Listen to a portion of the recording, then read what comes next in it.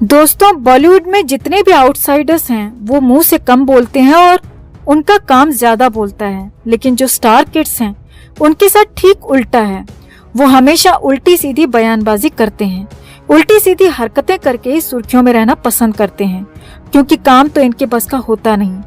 आज हम जिस स्टार किड की बात करने जा रहे हैं वो ऐसी अभिनेत्री है जिसे एक्टिंग का ए भी नहीं आता और अपने आप को किसी सुपरस्टार से कम नहीं समझती।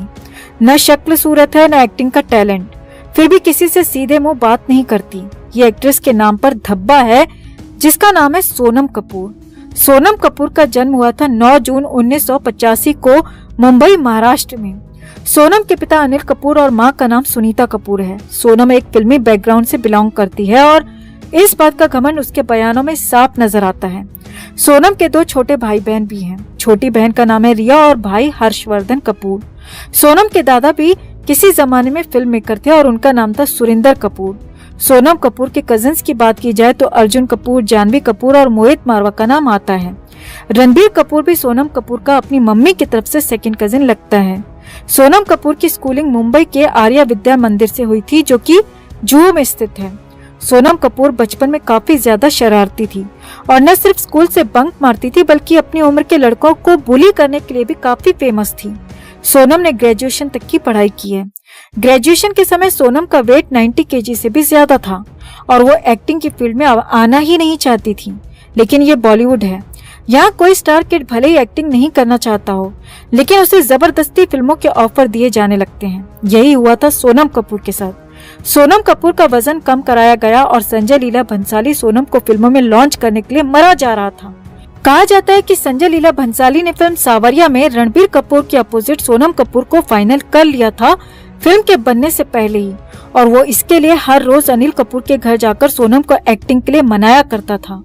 एक स्टार किड को पहली दूसरी फिल्म भंडारी के प्रसाद की तरह बिना किसी ऑडिशन के यूं ही फ्री में दे दी जाती है, जबकि एक आउटसाइडर को पहली फिल्म के लिए सालों साल मेहनत करनी पड़ती है, हजारों ऑडिशंस देने पड़ते हैं।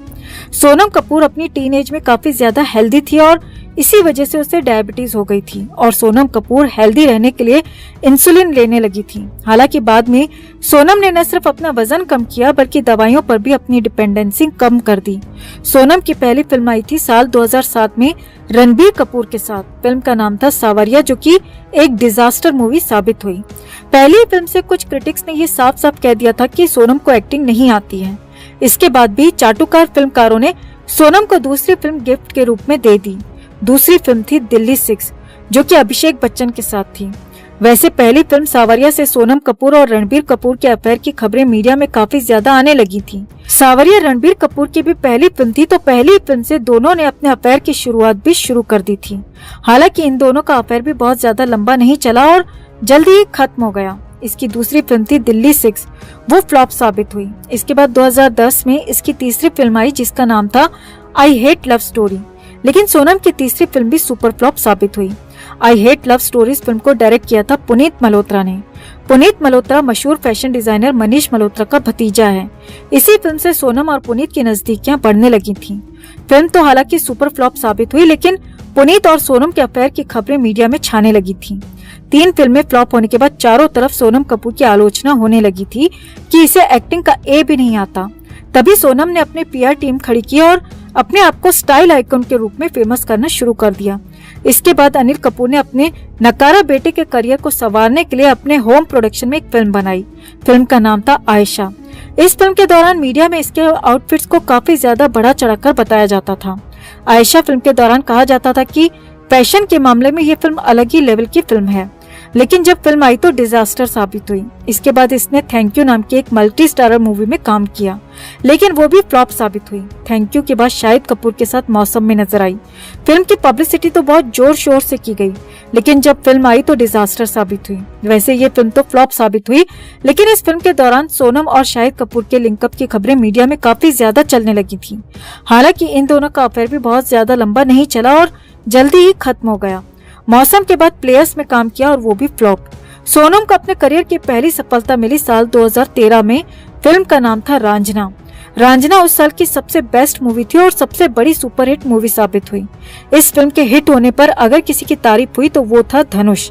धनुष ने इस फिल्म में लीड रोल प्ले किया था और फिल्म के हिट होने का सारा श्रेय भी उसी को जाता है। रांझना के बाद 2013 में ही आई भाग मिल्खा भाग भी सुपरहिट साबित हुई, लेकिन इसकी सफलता का क्रेडिट भी फरहान अख्तर ले गया। इसके बाद इसकी कई फिल्में फ्लॉप साबित हुईं। बेवकूफियां, खूबसूरत, डॉली की डोली, प्रेम रतन धन पायो। साल 2016 में नीरजा में पहली बार इसके काम की लोगों ने तारीफ की, लेकिन इस फिल्म से इसके करियर को बहुत ज्यादा फायदा नहीं पहुंचा। नीरजा के बाद पैडमैन में इसका केमियो था, तो वीरे दी वेडिंग एक मल्टी स्टारर मूवी थी और संजू में इसका रोल बहुत छोटा था।